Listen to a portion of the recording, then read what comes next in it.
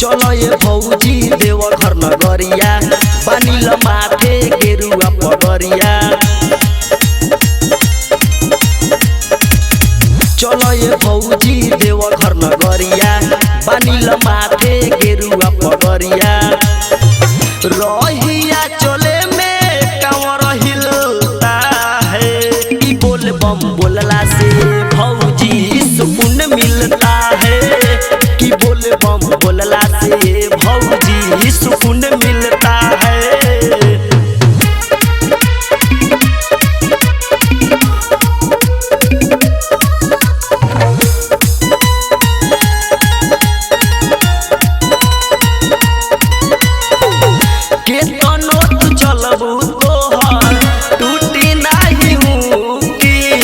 ले लो ये भौजी भोले बाबा के बूटी ए बम के तनो तू चलबू तोहर टूटी नहीं हूँ की आओ तू ले लो भौजी बाबा के बूटी।